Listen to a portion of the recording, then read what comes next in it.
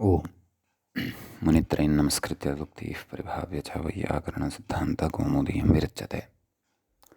नमः सर्वेभ्यः श्रोतृभ्यः।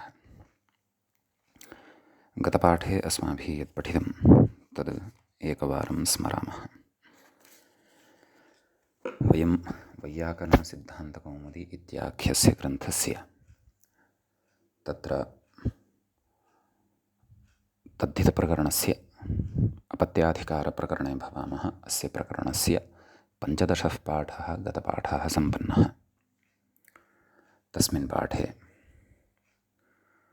अस्माभिः सूत्राणि पठितानि।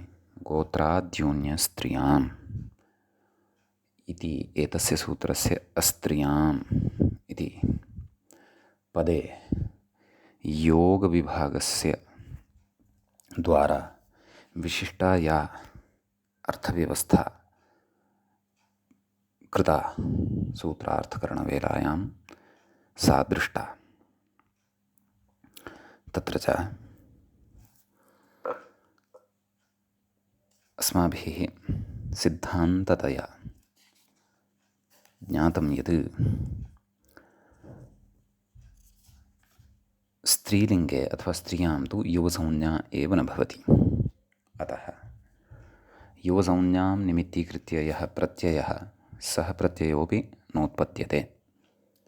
गोत्रसंज्ञकः प्रत्ययः एव तत्र भवति। एवं तर्हि तत्र गोत्रत्वादेव एको गोत्रे इति नियमात् गार्गी इत्येव रूपं भवति स्त्रीलिङ्गे अपि।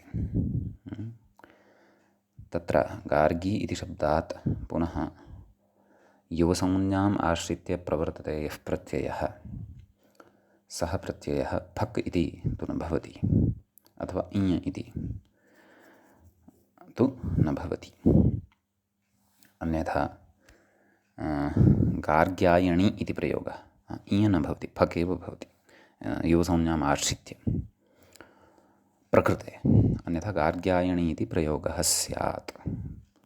अतः युवापत्यास्थाने अथवा युवापत्यानि यानि भवन्ति पुल्लिङ्गे अथवा युवापत्यमिति स्थानं येषां भवति, यतः तेषां परिगणनं भवति, तथा स्त्रियः अथवा पुत्र्यः ताः वर्तन्ते यदि युवत्यः, तासामपि कथनाय तत्र गोत्रसंज्ञकः प्रत्ययः एव भवति। तत्र युवसंज्ञा विरहात् युवसंज्ञां निमित्तीकृत्य यः प्रत्ययः सः न भवति। ततः परम् अस्माभिः सूत्रं पठितम् अत इञ् इति। अदन्तं यत्प्रातिपदिकं तत्प्रकृतिकात् षष्ठ्यन्तात् इञ् प्रत्ययः स्यात्, इञ् स्यात् अपत्ये अर्थे इति सूत्रार्थः दृष्टः। दक्षस्य अपत्यं पुमान् दाक्षिः इति प्रयोगः साधितः। एवमेव तत्र दशरथस्य अपत्यं पुमान् दाशरथिः इत्यपि भवति। क्वचित् केनचन कविना तत्र दाशरथः इत्यपि प्रयोगः कृतः वर्तते। तत्तु आर्षत्वात् साधुः इति तस्यापत्यम् इति सूत्रपठनवेलायाम् अस्माभिः यत् प्रतिपादितमासीत् तस्य स्मरणमत्र व्याख्यात्रापि कृतम्। ततः परम् अस्माभिः सूत्रं पठितं बाह्वादिभ्यश्च। बाह्वादिगणे विद्यमानाः सन्ति ये शब्दाः, तेषां शब्दानां कश्चन परिचयः प्राप्तः। तेषाम् एकवारं पाठः कृतः। तेषु शब्देषु तत्र शब्दद्वयमादाय बाहविः औडुलोमिः इति रूपद्वयमपि साधितं। सः गणः आकृतिगणः इत्यपि अस्माभिः ज्ञातम्। अपि च तत्र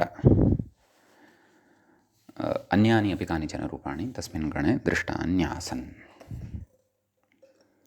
इति एतावान् विषयः अस्माभिः गतपाठे 15 पाठे पठितः।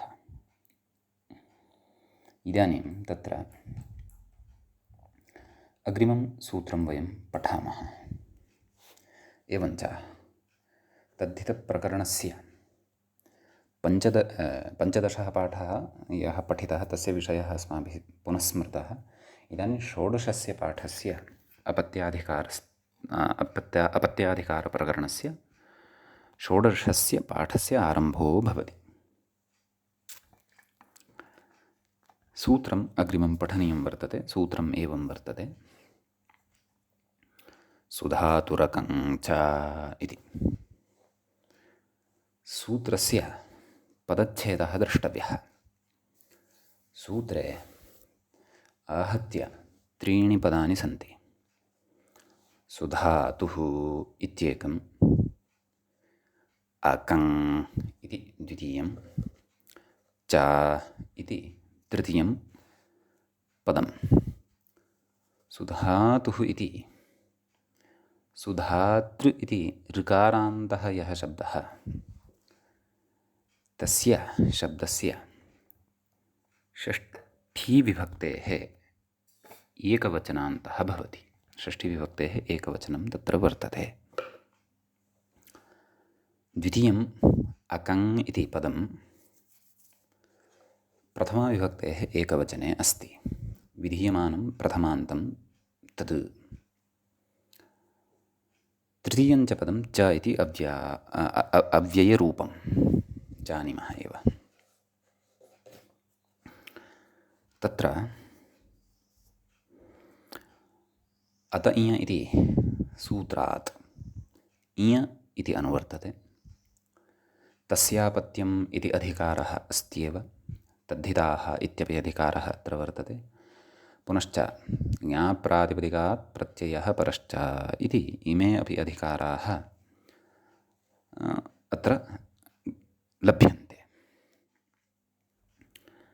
तत्र मूले अपि उच्यमानम् अस्ति ग्रन्थकारेण। तत्र व्याख्याता अपि इङ्गितं कुर्वन्नस्ति। चादीति मूले उक्तं। किमुक्तं? चादीम् इति। अर्थात्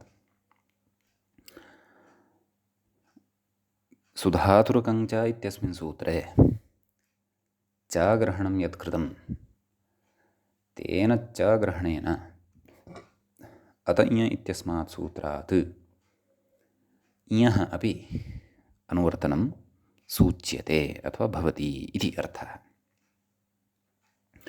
एवञ्च व्याख्याता तावत् सूत्रार्थं प्रस्तौति। मूले तावत् सूत्रार्थः नोक्तः। कुतो नोक्तः इति चेत् स्पष्टत्वान् नोक्तः। परन्तु मूले अनुक्तं विषयं व्याख्यातारः व्याख्यान्ति, विशेषेण कथयन्ति इति व्याख्यानां वैशिष्ट्यं भवति इति कृत्वा सूत्रार्थं कथयन्नस्ति व्याख्याता। किं कथयति तत्र पश्यन्तु। सुधातृशब्दात् षष्ठ्यन्तात् अपत्येऽर्थे, नाम अपत्ये अर्थे इञ प्रत्ययः इति अनुवृत्त्यादिकं सर्वम् आहत्य सम्मेल्य सूत्रात् वाक्यद्वयं यन्निष्पद्यते तत्र प्रथममिदं वाक्यं। सुधातृशब्दात् षष्ठ्यन्तात् अपत्ये अर्थे इञ इति प्रत्ययो भवति इत्यर्थः। एवं किल इति एकः विषयः। अन्यच्च किं क्रियते तेन सूत्रेण तत् पश्यन्तु। प्रकृतेः अकङादेशश्च इत्यर्थः इति। नाम या प्रकृतिः वर्तते, नाम षष्ठ्यन्तस्य पदस्य या प्रकृतिः वर्तते तस्याः प्रकृतेः अकङादेशः भवति। अकङ् इति आदेशः। स चायम् आदेशः ङित्। तस्य ङकारः यः वर्तते तस्य इतसंज्ञा भवति। अका इत्येव अवशिष्यते। एवं किल। अतः तत्र इदादेशः अयम् इति कृत्वा अस्माभिः परिभाषाप्रकरणे पठिता या परिभाषा ङिच्च, तया परिभाषया अत्र अन्त्यस्य एव अलः आदेशः भविष्यति। तद् वक्ष्यते अग्रेपि। किं कथयति अग्रे? अकङो ङकारः इति तदुक्तमेव। अकारः उच्चारणार्थः, नाम अकङि ककारात् परतः विद्यमानः यः अकारः सः उच्चारणार्थः। प्रथमः यः अकारः स तु उच्चारणार्थः न, स तु अपेक्षित एव, परन्तु ककारात् परः यः अकारः सः उच्चारणार्थः, नाम उच्चारणसौकर्याय सूत्रकारेण सः अकारः पठितः इति अर्थः। अग्रे च उक्तं ङिच्च इत्यन्तादेशः, नाम प्रकृतेः अन्तादेशः, प्रकृतेः अकङादेशः खलु उक्तः, परन्तु सोऽयम् अकङादेशः सर्वस्याः प्रकृतेः स्थानेन अपि तु तस्याम् अपि प्रकृतौ यः अन्त्यः अल् तस्य स्थाने एव भविष्यति अथवा भवति। कुतः? अयमप्यन्त्यस्य एव स्यात् इति ङिच्च इत्यत्र उक्तेः। अग्रे कथयति तदाह, नाम उदाहरणमाह इत्यर्थः। उदाहरणं वर्तते सुधातुरपत्यं सौधातकिः। उदाहरणं किं साधनीयं? सौधातकिः इति साधनीयं। तस्य विग्रहः कथं? सुधातुः अपत्यम् इति। कुतः? यतः तस्यापत्यम् इति खलु व्यवस्था अनुवर्तते, अतः एवं रीत्या अपत्यार्थः अत्र गम्यमानः अस्ति इति कृत्वा अपत्यार्थे प्रकृते प्रत्ययेन भाव्यम्। अतः सुधातृ ङस् तत्र इञ इति अलौकिकविग्रहः। तत्र सुधातृ ङस् इति भवति विग्रहः, तत्र षष्ठ्यन्तात् इञ इति प्रत्ययः, अतः सुधातृ ङस् इञ इति स्थितिः लभ्यते। ततः कृत्तद्धितसमासाश्च इत्यनेन सूत्रेण तद्धितान्तस्य अस्य एतावतः भागस्य प्रातिपदिकसंज्ञा सुपोधातुप्रातिपदिकयोः इत्यनेन सुलुक् ङसः लुक् भवति। ङसः लुकः परं सुधातृ अस् सुधातृ इञ इति खलु स्थितिः लभ्यते। अस्तु लुप्तः, अस् अर्थात् ङस्, सः तु लुप्तः। अतः सुधातृ इञ इत्यवस्थायाम् इञः अपि इ इति अवशिष्यते। ञकारस्य इतसंज्ञा भवति। इतसंज्ञत्वात् इञः ङित्वात् तद्धितेष्वचामादेः इत्यनेन सूत्रेण आदिवृद्धिः तत्र जायते। अतः सौधातृ इ इति लभ्यते। सौधातृ इ इत्यवस्थायां प्रकृतसूत्रेण एव, केन सूत्रेण?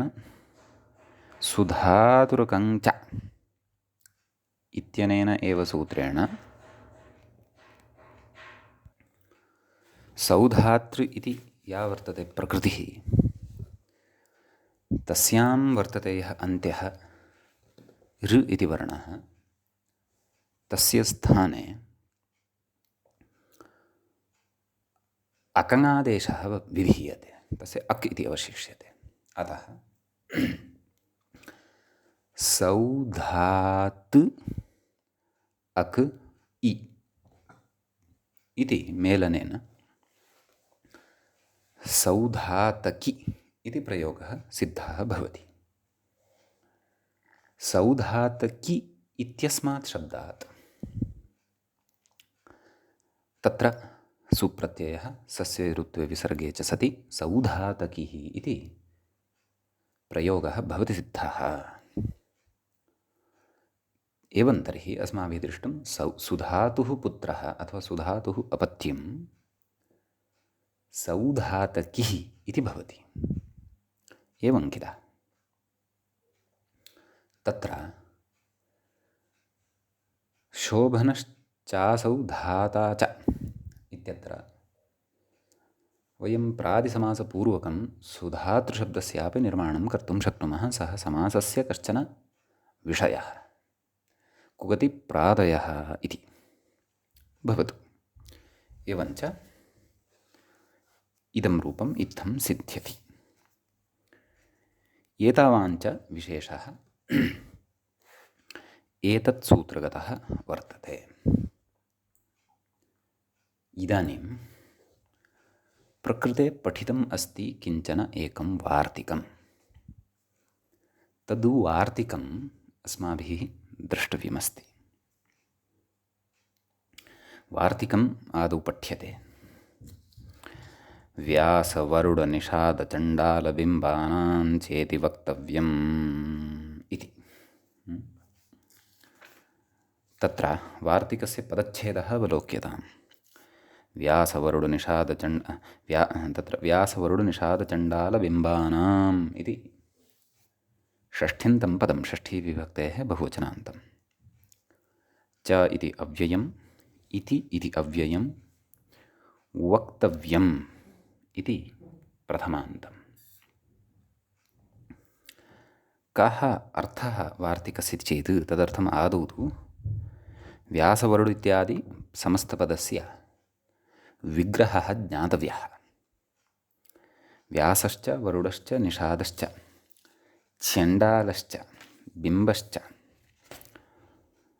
व्यासवरुडनिषादचण्डालबिम्बाः तेषां व्यासवरुडनिषादचण्डालबिम्बानाम् इति एवं रीत्या अत्र बहुवचनान्तः अयं प्रयोगः क्रियते। इदानीम् अस्य वार्तिकस्य व्याख्याता यथा कुर्वन्नस्ति तत् पश्यामः। अतः मूलमनुसरामः। कथयति व्यासवरुडनिषादचण्डालबिम्ब एभ्यश्च नाम अत्र वार्तिकार्थकरणसमये च इति कुतः योजितः नाम सूत्रे सुधातुः एव इञ अपि च अकङ् इति उक्तः सः न पर्याप्तः। एते केचन अन्येपि प्रयोगाः दृश्यन्ते अथवा अन्येपि शब्दाः दृश्यन्ते। सुधातृभिन्नाः अन्येपि शब्दाः तादृशाः दृश्यन्ते। येभ्यः अपत्यार्थे इञ अपि च प्रकृतेः अकङादेशः अपेक्षितः। अतः येभ्यश्च नाम येभ्योऽपि तत्र इञ इति प्रत्यये परतः प्रकृतेः अकङादेशः वक्तव्यः इति तत्र अर्थः। एवं किल। एवं तर्हि तत्र क्रमशः अस्माभिः रूपाणि वर्तन्ते साधनीयानि। तत्र सर्वादौ प्रथमं शब्दम् आदाय रूपसिद्धिं कुर्मः। वार्तिके प्रथमः शब्दः वर्तते व्यासः। अतः व्यासस्य अपत्यम् इत्यस्मिन् अर्थे तत्र इञ इति प्रत्ययः क्रियते। व्यास इञ। व्यास इञ इत्यवस्थायाम् अत्र काचित् विशिष्टा व्यवस्था उच्यते। सा च विशिष्टा व्यवस्था या वर्तते सा अस्माभिः वर्तते ज्ञातव्या। एवं किल। तत्रापि नाम व्यास इञ इत्यवस्थायां वयं स्मः। प्रयोगः अस्माभिः साधनीयः वर्तते वैयासकिः इति। वैयासकिः इति प्रयोगस्य साधनाय अस्माकं कस्यचित् भिन्नस्य सूत्रस्य अपेक्षा वर्तते। अत्र ऐजागमः कर्तव्यः वर्तते। तेन अत्र व्यवस्था साधयिष्यते। तदर्थम् अस्माभिः इदानीम् अष्टाध्याय्यां भविष्यति सप्तमाध्यायः प्रवेष्टव्यः। तत्र तृतीयः पादः वर्तते सप्तमाध्यायस्य। तस्य तृतीयस्य पादस्यापि तृतीयं सूत्रं वर्तते। इदं सूत्रं मया पठ्यते। वयं कस्यां स्थितौ स्मः तदपि स्मरामः। व्यास इञ इति। व्यासस्य अपत्यं वैयासकिः इति। वैयासकिः इति प्रयोगः अस्माभिः साधनीयः वर्तते इत्यपि स्मर्तव्यम्। व्यास इत्यस्य च निर्माणं वि उपसर्गात् पूर्वकात् सम्पन्नं वर्तते। तत्र वि आस मेलनेन व्यास यणसन्धिः भवति। व्यास इति रूपं सिद्ध्यति। वि उपसर्गपूर्वकात् असधातोः घञन्तः सह प्रयोगः अथवा प्रकारान्तरेणापि साधयितुं शक्यः भवतु। अत्र यदि आदिवृद्धिं केवलां कुर्मः, एवं खलु, केन तद्धितेष्वचामादेः कुतः, यतः इञप्रत्ययः परतः वर्तते। तर्हि प्रकृते आदिवृद्धिवर्णः कः? आ इति अस्ति खलु। आ इत्यस्य पर्जन्यलक्षणप्रवृत्त्या पुनः आ इत्येव विधानेन, नाम आ इत्येव वृद्धिविधानेन तत्र व्यास इ पुनः सकारोत्तरवर्तिनः अकारस्य लोपं विधाय व्यासि सस्य रुत्वविसर्गे सति, नाम सुप्रत्ययानन्तरं सस्य रुत्वविसर्गे सति व्यासिः इति अनिष्टः प्रयोगः लब्धः स्यात्। व्यासस्य अपत्यं व्यासिः इति न भवति, परन्तु वैयासकिः इति भवति। यथा दशरथस्य दाशरथिः, दक्षस्य दाक्षिः अपत्यं भवति, तद्वत् व्यासस्य अपत्यं व्यासिः इति न वैयासकिः इति साधनीयं। तदर्थमेव अग्रे विशिष्टा व्यवस्था काचित् ऐजागमरूपिणी अत्र अस्ति उच्यमाना। तर्हि सप्तमाध्यायस्य द्वितीयपादस्य तृतीयम् इदं सूत्रम्। नैवाभ्यां पदान्ताभ्यां पूर्वौ तुताभ्यामैच् इति वर्तते सूत्रम्। तद् अत्र प्रसङ्गौचित्यं दृष्ट्वा, प्रकरणौचित्यं वा दृष्ट्वा ग्रन्थकारः सप्तमाध्यायस्थमपि सूत्रम् अत्र आनीय पठन्नस्ति।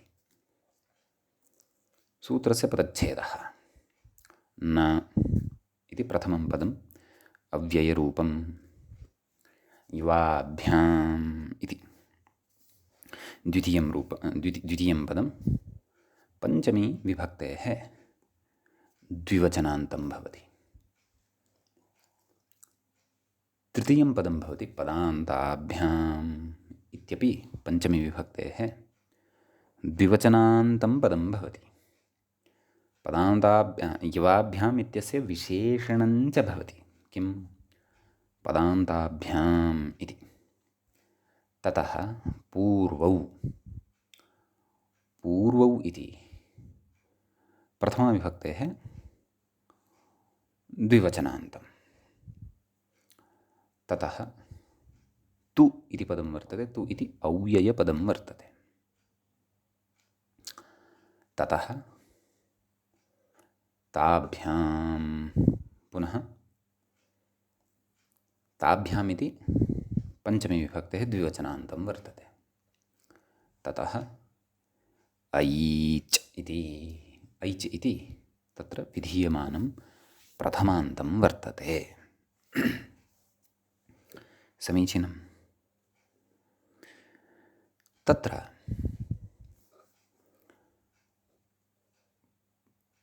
युवाभ्याम् इति यत्पदं वर्तते तस्य पदस्य विग्रहं प्रदर्शयति व्याख्याता। किं कथयति? यच वश्च।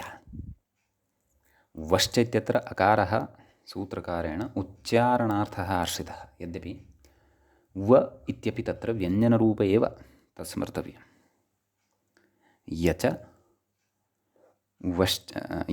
वश्च युवौ एवं किल? ताभ्यां युवाभ्यां तदेव व्याख्यात्रापि उच्यमानमस्ति। वकारात् अकारः उच्चारणार्थः इति।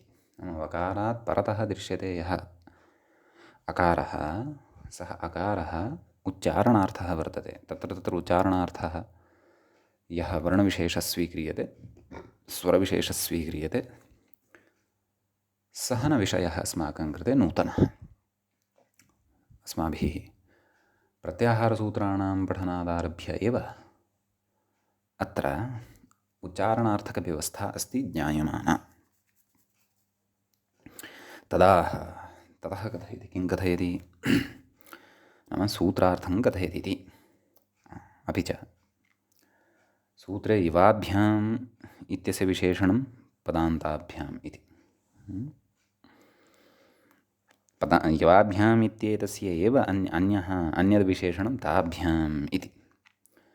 विशेष्यविशेषणभावपूर्वकं कस्य पदस्य सम्बन्धः केन पदेन सह वर्तते, अथवा किं पदं कस्मिन् पदे अन्वेति इति अपि अस्माभिः तत्र ज्ञेयम्। अस्तु, कथयति तदा यकारवकाराभ्यामिति सूत्रार्थः द्रष्टव्यः। पदान्ताभ्यां यकारवकाराभ्यां परस्य, नाम तदेव परस्य इत्यध्याहारलभ्यं, यतः पञ्चमी खलु वर्तते, पञ्चमी अस्ति इति कृत्वा तत्र एतादृशः अर्थः उपलब्धः भवति। एवं खलु? नाम परस्य इति अध्याहारद्वारा अत्र उपलभ्यते इति। अध्याहारश्च कः इति तत्र अस्माभिः विस्तरेण चर्चितमेव अस्ति। सूत्रार्थं पश्यन्तु। पदान्ताभ्यां यकारवकाराभ्यां परस्य न वृद्धिः इति। न वृद्धिः इति सूत्रार्थः कुतः लब्धः? अस्तु, न इति तु सूत्रे एव वर्तते। कुतः? नयवाभ्यां पदान्ताभ्याम् इति खलु उच्यते। तत्तु सूत्रे एव वर्तते। परन्तु वृद्धिः इत्यर्थः कुतः आयातः इति चेत्, इतः पूर्वम् अष्टाध्याय्यां तत्र मृजेर्वृद्धिः वृद्धिप्रकरणमेव वर्तते, महत्प्रकरणं। तस्मात् सूत्रात् अत्र वृद्धिः इति लभ्यते। तदेव च कथयन्नस्ति व्याख्याता। मृजेर्वृद्धिः इत्यतस्तदनुवृत्तेरिति भावः। नाम ततः मृजेर्वृद्धिः इत्यस्मात् सूत्रात् तत्र वृद्धिशब्दः अनुवर्तते, वृद्धिशब्दस्य अनुवर्तनं भवति इत्यर्थः इति उच्यते। कथयति? तु शब्दः विशेषप्रदर्शनार्थ इत्यतः। नाम तु इति शब्दः यः सूत्रस्य मध्ये एव प्रयुक्तः खलु, पूर्वौ तु ताभ्यामैः इति, सः तु इति शब्दः विशेषप्रदर्शनार्थः वर्तते, विशेषस्य प्रदर्शनाय वर्तते इत्यर्थः। अतः तस्य अर्थः कृतः। किन्तु तु अर्थात् किन्तु ताभ्यामिति यकार युवाभ्याम् इत्यस्य एव विशेषणम् इत्युक्तं खलु। अतः ताभ्याम् इत्यनेन कः अर्थः अवगन्तव्यः तत्र कथयति व्याख्याता। यकारवकाराभ्याम् इत्यर्थः। एवं वा न वा? यकारवकाराभ्यां पूर्वौ पूर्वावयवौ इत्यर्थः। पूर्वौ इत्यस्यापि अर्थं कथयति, पूर्वावयवौ इत्यर्थः।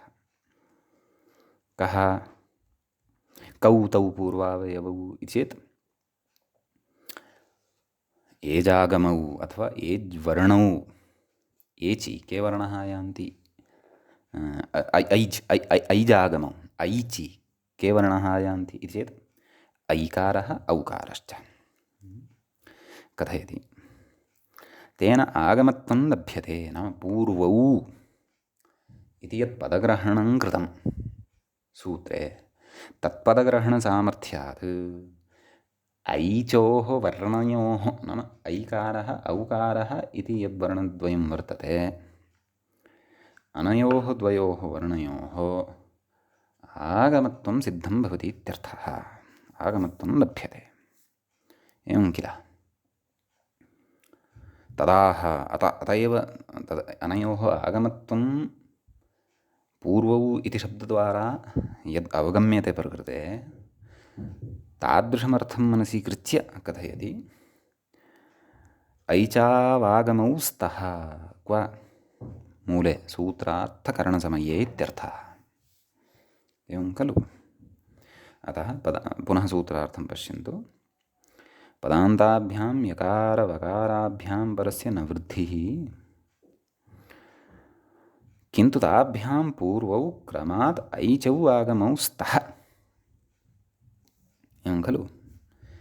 तत्र कथयति ऐच प्रत्याहारः। व्याख्याता कथयति नाम योऽयम् ऐच् सः कश्चन प्रत्याहारः वर्तते। अतः कथयति यथासङ्ख्यं यकारात् पूर्वम् ऐकारः, वकारात् पूर्वं च औकारः इति। यथासङ्ख्यनियमः अत्र उपस्थितो भवति। कुतः? यतो हि कयोः एतौ आगमौ उच्येते इति चेत् यकारवकारयोः। तौ द्विसङ्ख्याकौ। यौ आगमौ उच्येते तौ अपि द्विसङ्ख्याकौ। अतः यथासङ्ख्यमनुदेशः समानां समसम्बन्धीविधिः यथासङ्ख्यं बोध्यः इति उच्यते किल? अतः प्रथमः यदि अस्ति तत्र यकारः, तस्मात् पूर्वम् ऐकारस्य एव आगमः। द्वितीयः कस्मिंश्चित् प्रयोगे श्रूयमाणः वर्तते वकारः, तर्हि तस्मात् वकारात् पूर्वम् औकारस्य एव आगमः इत्येवं रीत्या तत्र अस्माभिः भवति व्याख्येयम्। भवतु इदानीं रूपसिद्धिं पश्यामः। क्व वयं स्मः? व्यासा इञ इत्यत्र स्मः। प्रयोगः साधनीयः वैयासकिः इत्युक्तमेव। तर्हि तत्र कथयति वेदव्यासः इत्यस्मिन् पदे व्यासः इति यः प्रयोगः कृतः अथवा यः शब्दः अस्ति अथवा उत्तरपदत्वेन यः शब्दः वेदव्यास इति पदे उच्यते, तस्य व्युत्पत्तिं दर्शयति। आदौ स्पष्टतार्थं वेदव्यासशब्दस्य व्युत्पत्तिं दर्शयति। किं कथयति? वेदान् व्यस्यति, विविधम् अस्यति, शाखाभेदेन विभजति इति वेदव्यासः इति। कर्मण्यण् उपपदसमासो वर्तते। क्व व्यासः इत्यत्र वेदान् व्यस्यति नाम विविधम् अस्यति। व्यस्यति नाम विविधम् अस्यति। विविधम् अस्यति इत्यस्य अर्थः शाखाभेदेन विभजति। नाम अस्य वेदस्य इमाः शाखाः सन्ति, अस्य वेदस्य इमाः शाखाः सन्ति, भूभागस्य अथवा अस्मिन् आर्यावर्ते अस्मिन् भागे ये विद्यमानाः सन्ति ते वेदस्य एतच्छाखाध्यायिनः, प्राच्याः अमुकशाखाध्यायिनः, अवाच्याः औदिच्याः वा तत्तच्छाखाध्यायिनः तस्याः तस्याः शाखायाः अध्येतारः इत्येवं रीत्या व्यस्यति, विभागं करोति यः सः व्यासः अथवा वेदव्यासः इत्युच्यते। एवं तर्हि कर्मण्यः नाम वेदान् व्यस्यति इति विग्रहे वि उपसर्गपूर्वकात् असु इति धातोः अणप्रत्ययः विधीयते। वि अस् अ, अस् इत्यत्र उपधः वृद्धिः, वि आस् अ मेलनेन वि आस, ततः परं गुणः भवति, व्यास इति सिद्ध्यति। ततः सुप्रत्ययः सस्यऋत्विसर्गे विसर्गे सति व्यासः इति प्रयोगः सिद्धः भवति। एवं खलु वेदान् व्यस्यति इति, नाम तत्र वेद इति उपपदे सति, वेद इति कर्मरूपम् उपपदं, ततः वि उपसर्गपूर्वकात् अणधातोः क्षन्तव्यः अस् धातोः अणि सति वेदव्यास इति रूपं सिद्ध्यति इत्यर्थः। अग्रे कथयति व्याख्याता, अत्र नामैकदेशग्रहणम् इति, नाम वस्तुतः संज्ञा का वर्तते, नाम किं वर्तते, समग्रं नाम तु वेदव्यासः इति वर्तते। कृष्णद्वैपायन बादरायण तत्र नैव बादरायणवेदव्यासः इति खलु उच्यते। तत्रापि प्रसिद्धा आख्या, प्रसिद्धिः या तस्य नाम्नः वर्तते सा का, वेदव्यासः इति। तत्र तस्य नाम्नः एकदेशस्य ग्रहणमपि क्रियते। वेदव्यासः इत्येव सर्वात्मना व्यवहारो भवति इति नास्ति, व्यासः इत्यपि व्यवहारो दृश्यते। प्रकृते अपि वेदव्यासः इत्यस्य एकदेशस्य ग्रहणं व्यास इति शब्दस्य क्रियते, तस्य अपत्यं वैयासकिः इति प्रयोगः उच्यते इत्यर्थः। एवं खलु, अतः एकदेशस्य ग्रहणं विधाय तत्र विग्रहः इत्थं क्रियते। कथं, व्यासस्य अपत्यम् इति विग्रहः कस्य प्रयोगस्य, वैयासकिः इति खलु प्रयोगः साधनीयः अपत्यार्थे, तस्यायं विग्रहः क्रियते। व्यासस्य अपत्यम् इति विग्रहः। तर्हि अलौकिकविग्रहः कथं, व्यास ङस्, तत्र इञ प्रत्ययः अपि भवति, ततः प्रातिपदिकसंज्ञा सुब्लुक्, व्यास इञ इति स्थितिः लभ्यते। ततः एतेनैव वार्तिकेन, किं वार्तिकं यदा आरब्धम् अस्माभिः, किं व्यासवरुडनिषादचण्डालबिम्बानां चेति वक्तव्यम् इत्यनेन एव वार्तिकेन तत्र प्रकृतेः आकाङादेशोऽपि कर्तव्यः। प्रकृतिः का, व्यास, प्रत्ययः कः, इञ। तर्हि व्यास इति प्रकृतेः ङिच् इति परिभाषया अन्त्यस्य अलः आकाङादेशः, तस्य च अक् इति अवशिष्यते इति वयं जानीमः। का स्थितिः जायते, व्यास् अक् इ, व्यासकि इति रूपं सिद्धं। तत्र उच्यते अत्र यकारः पदान्तः, एवं खलु, यतः तत्र व्यास इत्यत्रापि वि अपि च आस अनयोः अपि उपपदसमासः एव खलु। वेदान् व्यस्यति, तत्र तु अस्माभिः वेदान् व्यस्यति इत्यत्रापि आहत्य उपपदसमासः उच्यते। व्यास इति एकदेशपदे अपि, नाम पदस्य एकदेशे अपि उपपदसमासः अत्र अवगन्तव्यः। तत्र च वि आस अनयोः उपपदसमासो भवति, एवं खलु। अतः तत्र यः वर्तते वि इति, तस्य इकारस्य सकाशाल्लब्धः यः य इति। इको यणचि एवं किल, इकारस्य स्थाने यण विहितः। कुतः? यतः आसः अच् परतः वर्तते, अतः तत्र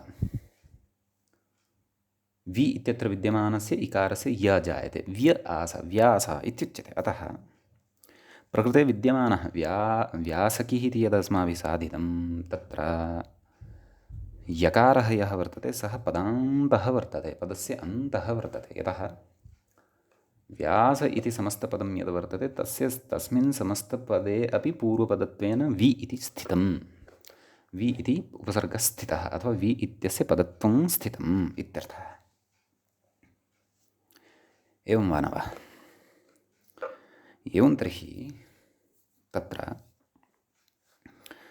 पदान्ते वर्तते यकारः इति कृत्वा कथयति अग्रे, तस्मात् परस्य आकारस्य व य आस् इति अस्ति खलु, यकारात् परतः आ इति अस्ति खलु, अतः तस्मात् परस्य अस्य आकारस्य पर्जन्यवल्लक्षणप्रवृत्त्या आदिवृद्धिः प्राप्ता न भवति। एवं किल, पर्जन्यवल्लक्षणन्यायेन वृद्धिवर्णस्यैव वृद्धिवर्णः अथवा वृद्धिविधानं यत् प्राप्यमाणं भवति तद् वृद्धिविधानं प्राप्तं न भवति। किन्तु कथयति अग्रे, किन्तु यकारात् पूर्वः ऐकार आगमः यथासङ्ख्या परिभाषाबलात् अस्मात् यकारात् पूर्वः ऐकार नाम ऐजागमः भवति इत्यर्थः। अतः व ऐ य आस अक् इ वैयासकि इति जायते। वैयासकि इति शब्दात् सुप्रत्ययः तस्य ऋत्वं विसर्गत्वम् इत्यादिकं सर्वं विधीयते, ततः वैयासकिः इति रूपं वयं साधयामः। अतः व्यासस्य अपत्यम् अथवा पुत्रः वैयासकिः इति भवति। एतादृशी एव व्यवस्था काचित् ऐजागमपरा या व्यवस्था सा वैयाकरणः इत्यस्मिन् प्रयोगे अपि श्रूयते। तत्रापि एषैव रीतिः। यद्यपि तत्र तद्धितार्थः भिन्नः, व्याकरणं वेत्ति अधीते वा इति वैयाकरणः, परन्तु ऐजागमः तत्र अनयैव रीत्या भवति। तत्रापि व्याकरणशब्दात् तदधीते तद्वेद इत्यस्मिन् अर्थे अणप्रत्ययः यद्यपि विधीयते, परन्तु तस्मात् तस्य अणः णित्वात् तत्र आदिवृद्धिं प्रबाध्य ऐजागमो भवति।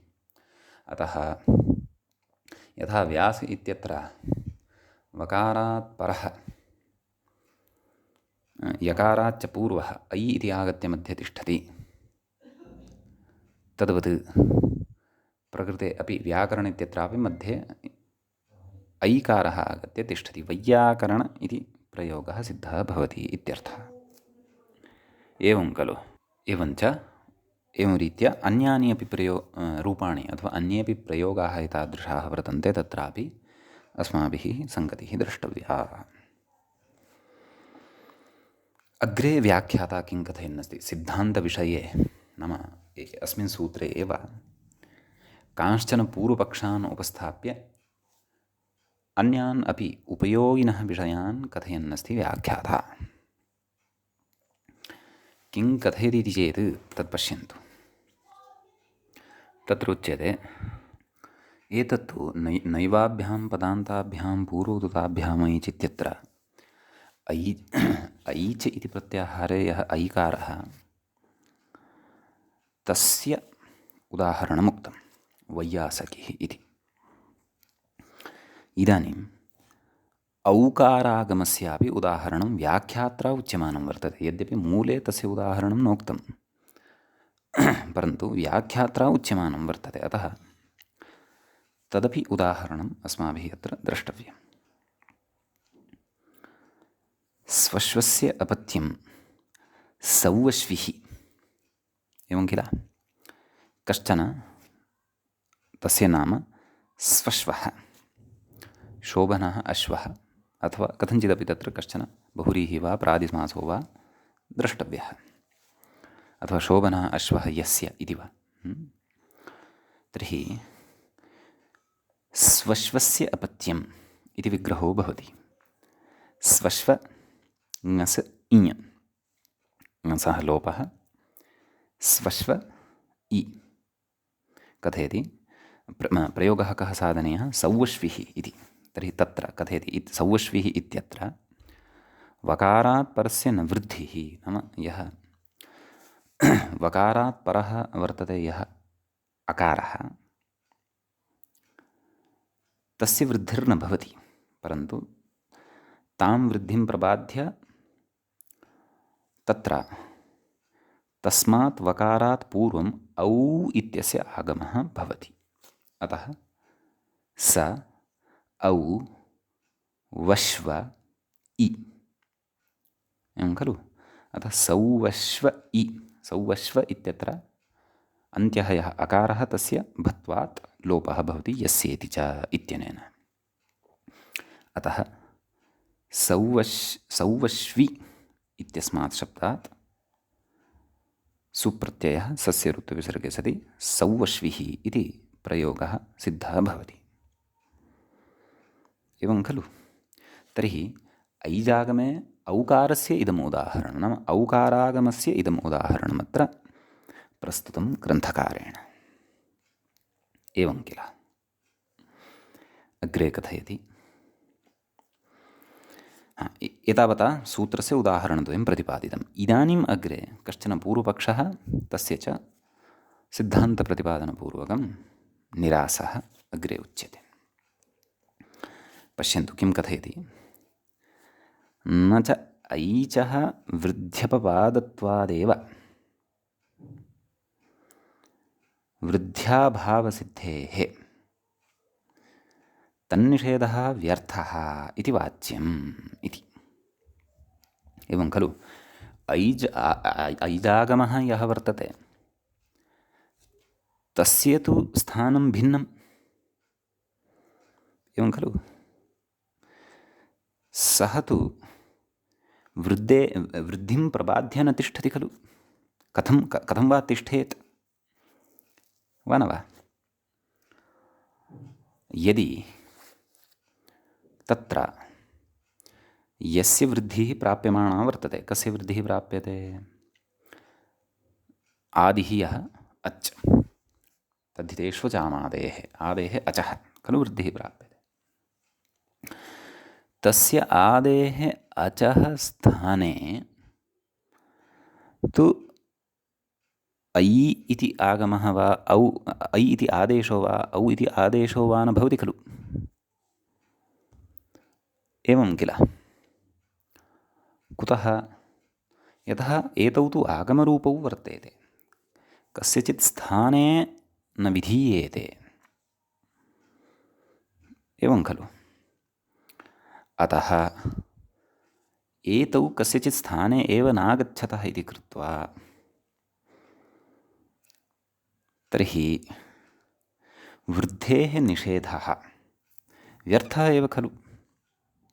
नाम वृद्धिं प्रबाध्य एतन्न तिष्ठति इति कृत्वा वृद्धेः स्थाने अनयोः प्रवृत्तिरेव नास्ति आगमयोः, अतः बाध्यबाधकभावोऽपि अत्र नास्ति इति।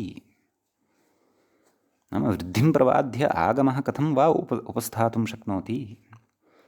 उक्तं खलु, पदान्ताभ्यां यकारवकाराभ्यां परस्य न वृद्धिः इति, एवं खलु? पुनः पठन्तु पङ्क्तिम्। ऐचः वृद्ध्यपवादत्वादेव, एवं खलु? नाम ऐच् वर्णौ यौ स्तः। पङ्क्तिं पुनः परिष्कृत्य व्याख्यामि, पुनः शृण्वन्तु। नाम ऐजागमः यः वर्तते सः वृद्धेः अपवादभूतः एव खलु? अतः अपवादत्वेन एव तत्र वृद्धेः निवृत्तिः सिद्धा भवति खलु। अतः वृद्धेः निवृत्तिः नाम वृद्ध्यभावः सिद्धः भवति इति कृत्वा वृद्धेः निषेधः व्यर्थः इति उच्यते पूर्वपक्षिणा। पूर्वपक्षः अत्र सम्यक् अवगन्तव्यः। नाम ऐच् इति आगमः क्रियते अथवा ऐच् इति यद्विधानमत्र क्रियमाणं वर्तते आगमत्वेन, सः वृद्धेः अपवादरूपः अत्र परिगणयितुं शक्यः खलु। अतः वृद्धिः अपवादत्वेन एव निवृत्ता भविष्यति। तत्र वृद्धिनिषेधेन किं प्रयोजनं? न इति यः निषेधः उक्तः, एवं खलु। यकारवकाराभ्यां परस्य न वृद्धिः, तर्हि तत्र वृद्धेः निषेधः व्यर्थः खलु इत्येवं न वक्तव्यम् इत्यर्थः। नाम एवं रीत्या न वक्तव्यम् इति उच्यते। कुतः न? यतः प्रकृते वृद्धेः निषेधः अपेक्षितः अस्ति। अतः तत्र कथयति यत्र यवाभ्यां परस्य, नाम कारणं कथयति। नाम निषेधः कुतः उक्तः वर्तते इत्यत्र कारणं कथयति। यत्र यवाभ्यां परस्य प्रसक्तायाः वृद्धेः निषेधः तत्रैव ऐजागमौ इति विषयनिर्देशार्थत्वात् इति। तत्र मम टीकायां विषयानिर्देशत्वात् इति जातं वर्तते, तत्परिष्कुर्वन्तु। तत्र विषयनिर्देशार्थत्वात् इत्येव वक्तव्यं। विषय अनिर्देशत्वात् इति अन्यथा अर्थः गतः स्यात्। तादृशः अर्थः नापेक्षितः। विषयनिर्देशार्थत्वात् इत्येव विषयः अपेक्षितः। तर्हि अत्र पङ्क्तिं पुनः अवधानेन अवगच्छन्तु। नाम वृद्धेः निषेधः प्रकृते कुतः उक्तः वर्तते तस्मिन् विषये अवधानेन पश्यन्तु। नाम यत्र यवाभ्यां परस्य प्रसक्तायाः वृद्धेः निषेधः, नाम यकारात् वकारात् च परस्य प्रसक्तायाः नाम प्रसक्ता भवति या वृद्धिः, तस्याः निषेधः यत्र उक्तः भवति तत्रैव ऐजागमौ स्यातां नान्यत्र इति। एवं खलु। तेन दाध्यश्वित्यादौ न, एवं खलु। दाध्यश्वि इत्यादौ न भवति इति। तर्हि दाध्यश्वि इत्यत्र दध्यश्वस्य अपत्यं दाध्यश्विः इति प्रयोगः साधनीयः वर्तते। समीचीनं। तर्हि अत्र दध्यश्वि इत्यत्र दाध्यश्विः इत्यत्र मूलप्रातिपदिकं किं? दध्यश्व, एवं खलु। दध्यश्व इति। तत्र दध्यश्व इत्यत्र वृद्धेः निषेधः, नाम कीदृश्याः वृद्धेः निषेधः उच्यते केन? नयवाभ्याम् इत्यनेन। नाम पदान्ताभ्यां यकारवकाराभ्यां परस्य वृद्धिः न भवति इति।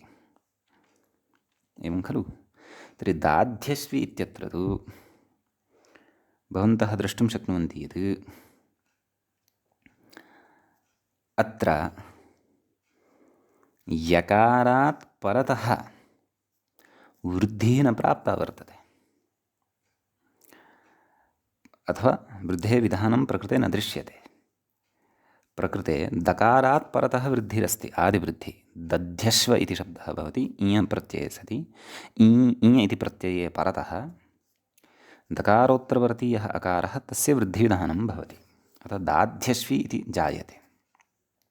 एवं खलु। यदि तु तत्र यकारवकाराभ्यां परस्य प्रसक्ताया वृद्धिः भवति, तस्याः वृद्धेः निषेधः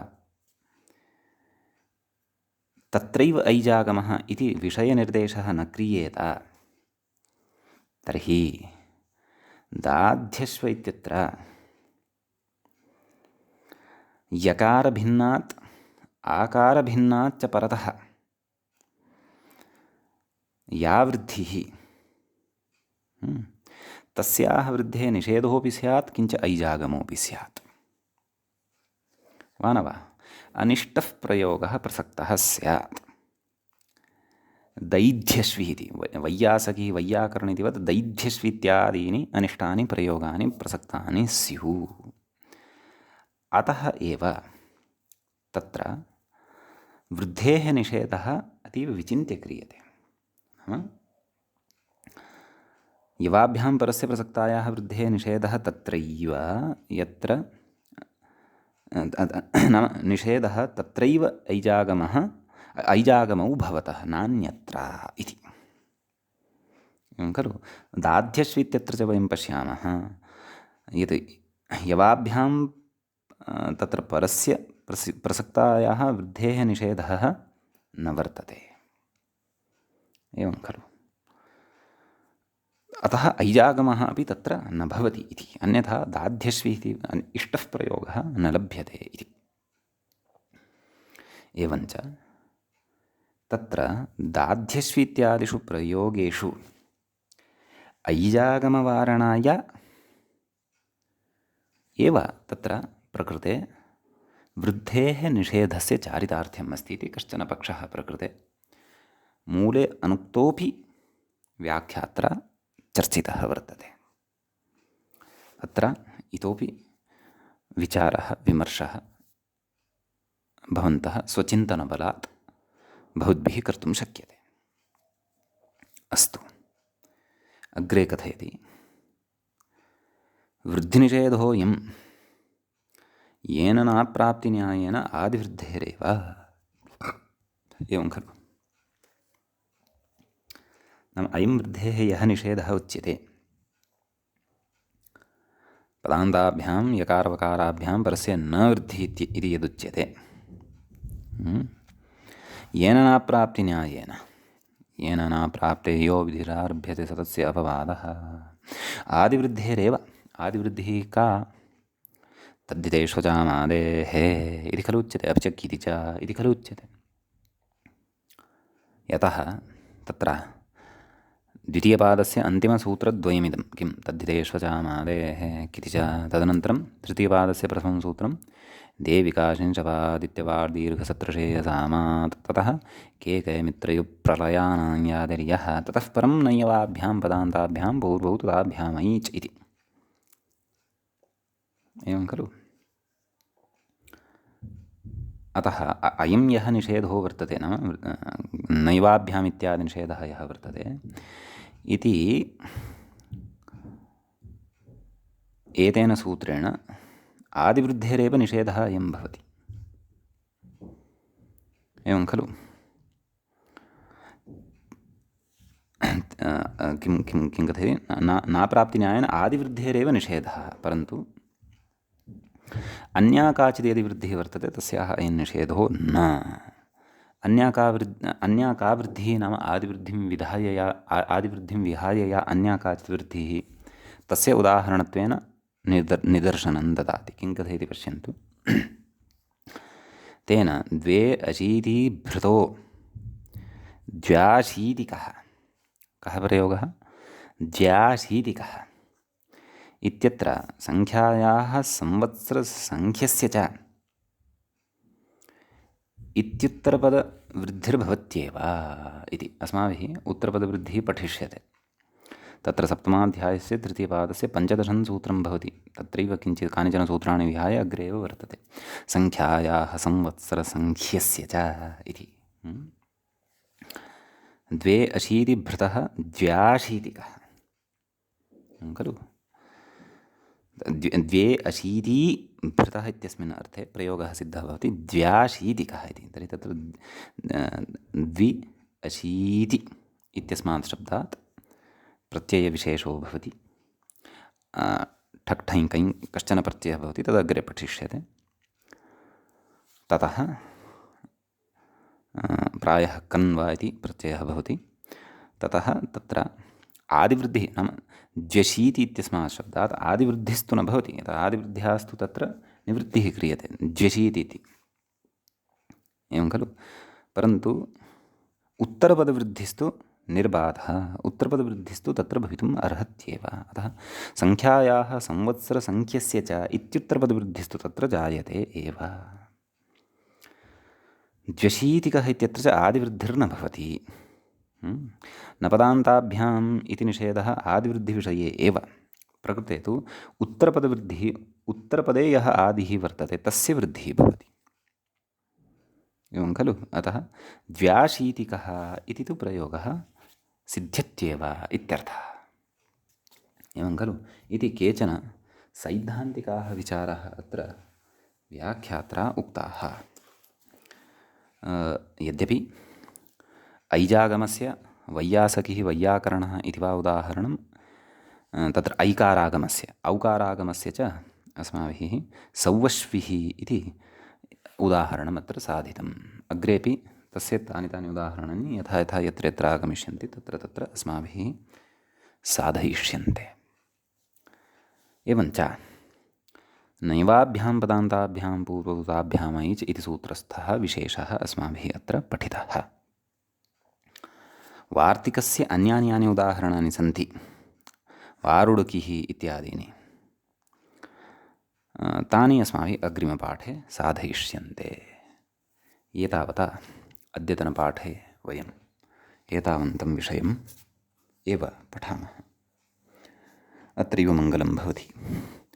मुनित्रयं नमस्कृत्य उक्तीः परिभाव्य च वैयाकरणसिद्धान्तकौमुदीयं विरच्यते। एवञ्च तत्र अपत्याधिकारप्रकरणस्य 16 पाठः एषः सम्पन्नतां गतः। नमः सर्वेभ्यः श्रोतृभ्यः।